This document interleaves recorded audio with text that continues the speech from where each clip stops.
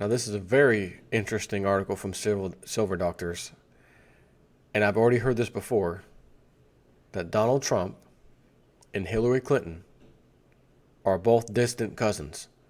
And it seems like whenever I mention that to somebody, like locally, friend or family member or something, they immediately say, "Oh, well, I'm sure we're all, distant cousins from, not only were they distant cousins, but they had royal bloodline." Okay? So they're distant cousins and they come from royal bloodline, both of them. And people say, well, I'm sure we all do ultimately, I'm sure we all have a little bit of royal bloodline. Excuse me. That's not the case. That is not the case. Your bloodline, my bloodline, is peasant bloodline, not royal bloodline. Because if it was, we'd be part of the club in some way, shape, or form. So, presidents selected by blood and banksters, Silver Doctors. Submitted by James Hall. In the previous essay, The CIA's Presidents, the influence of the intelligence community in directing and controlling the office of the presidency is presented. But before the clandestine spooks developed their sway on policy and intrigue, the absolute power behind the throne crowned their lineage selection with the full Masha anointing from the Bankster tribe. The masses are not part of this universe, right? We're part of the peasant universe. Their role is to bow down to the chief executive that has been picked for them to obey. The actual person is less important than keeping the line of authority in the family. This process of maintaining the lineage of hand-picked puppets is the ultimate driving force behind history. Such an assertion begs to define the forces that have a say in narrowing the field of competing contenders. Back in the days of kingship, a direct bloodline was paramount to claim primacy. Today, the conclave of mercantile money changers fill the role of bishops and clergy, selling salvation in the belief that eternal reward is the only escape from temporal austerity. The banksters are the gatekeepers of the modern castle keep. Now the transition from ecclesiastical authority to fiat money dominance is virtually complete. Ellen Brown, in How America Became an Oligarchy, defines or identifies the moment when the banksters became supreme.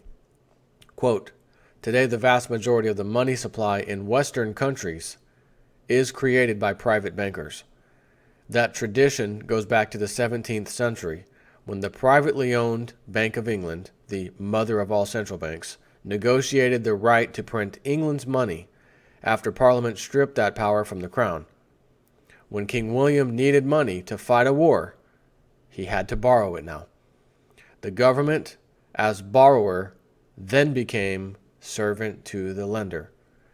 I know for some of y'all Bible thumpers, as it says in there, the borrower is servant to the lender.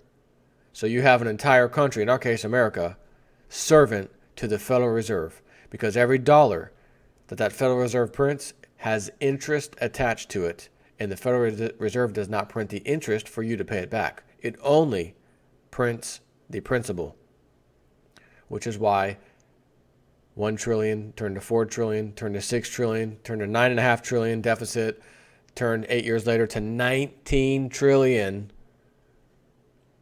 The amount of money in this president's term, Obama, is more than the entire United States since its inception combined. Add up all the previous deficits, they don't compare. Because he just added 9.5 or whatever plus trillion dollars to the previous deficits. Again, it was 6 something. Bush came in and left, it was 9 something.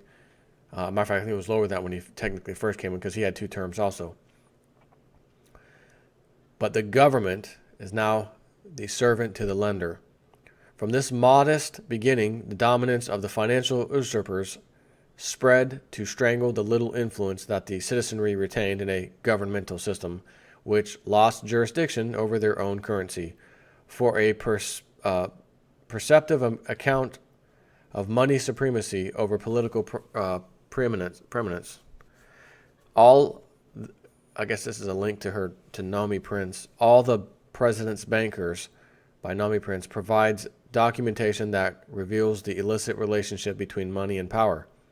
All the President's Bankers, the hidden alliances that drive American power, is a groundbreaking narrative of how an elite group of men transformed the American economy and government, dictated foreign and domestic policy, and shaped world history. Culled from original presidential archival documents, All the President's Bankers delivers an explosive account of the 100-year interdependence between the White House and Wall Street that transcends a simple analysis of money driving politics, or greed driving bankers, or bankers controlling governments. It presents the shocking genealogy of American power. Ms. Prince's stellar banking career provides ample credibility on this subject. Based on the historic record, it is inconceivable to underplay the significance of Wall Street in shaping public policy. While most would accept this appraisal, less will acknowledge that the banking houses are the real clout behind the selection of presidents. What is even more befuddling is the proposition that this power pool is drawn from the same seed. This may be novel the most, but before it is dismissed as inconceivable, examine the argument in American presidential bloodlines. And there's a link. I'm going to link this article for you. If you go, quote, if you go deeply enough into the genealogical research, you will find that all the presidents are from this line. A spokesman for Burke's Peerage, the Bible of royal and aristocratic genealogy based in London, has said that every presidential election since and including George Washington in 1789 has been won by the candidate with the most royal genes. Now we can see how and why United States presidents are not chosen by ballot. They are chosen by blood, David Icke says, the Windsor-Bush bloodline. Such a requirement to be elevated to the figurehead position is another way to keep the gene lineage in the kinfolk consortium. So much for the adage, anyone can grow up to be president. Selling democracy to the genetically challenged requires a false narrative for the unintuitive. Approaching this issue from a different angle, this article asks, is George Washington related to all other U.S. presidents? It looks like a new meaning is given to all in the family. How can this be? It is simply a pattern that we are all related to one. Is it simply a pattern that we are all related to one another, or is there a strict line of ancestry that must be fulfilled to get into the final round of presidential selection? This next source claims a linkage that most would rather avoid. Anti-Media published a provocative article called "It Turns Out Hillary Clinton and Donald Trump Are Distant Cousins." And again, both attached to that bloodline, royal bloodline. Author A.J. Jacobs and a team of researchers with genealogical websites, myheritage.com and genie.com, have recently developed a family tree showing that Hillary Clinton and Donald Trump are distant cousins. They share the royal bloodline that runs deep in their family lines. You know, and I watched, like The Apprentice and stuff with Donald Trump, his little show. And I thought it was strange. Every time I saw that show, I don't know if it was the beginning or the very end or both, it would show his coat of arms, Donald Trump's coat of arms. I was like, who the hell has a coat of arms? Especially in America. We're not running around with coat of arms. That's old school. So is Donald Trump part of the club? Now, from what I can see right now, the media is hating him. Everyone's hating him. They don't want him. They're not going to give him the nomination. I mean, is he the white horse or the dark horse or what? I mean, what is he? Is he playing a role right now that's going to deceive all of us, including myself?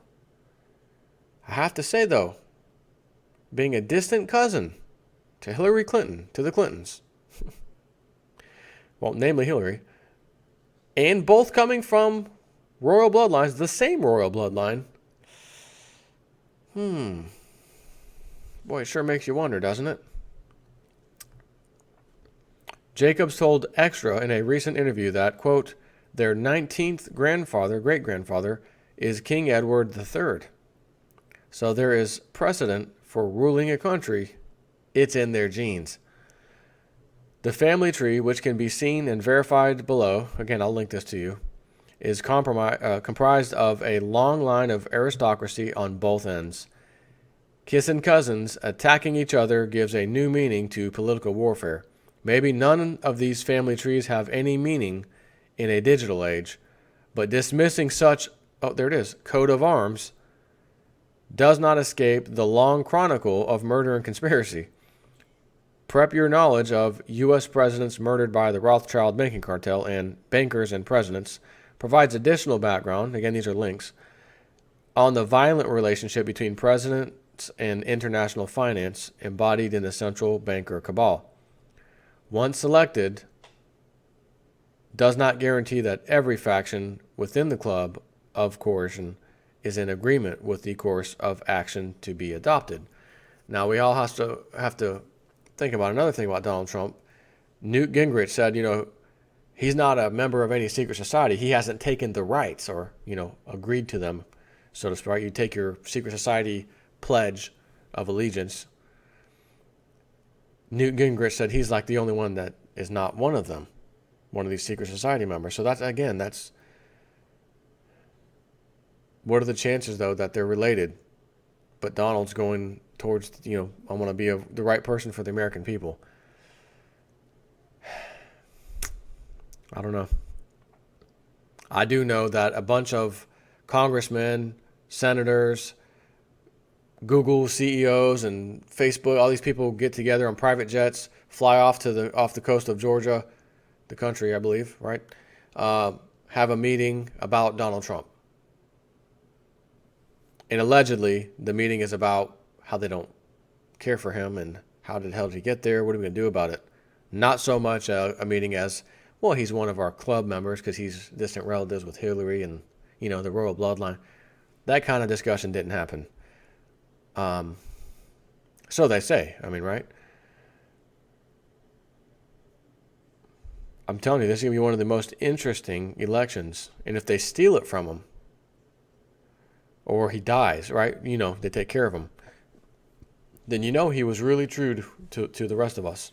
He was not part of that club. Maybe he was the redheaded stepchild. So, there's a bit more of this article to read, but I think I've read enough. You get the point. There's a lot of links in here you could follow and read. There's some more. It's more interesting stuff. Again, you still have to sit back and say, what are the chances that once again we have a presidential election and once again these freaking people are actually related? What are the chances? I'm going to have to say astronomical. Take care.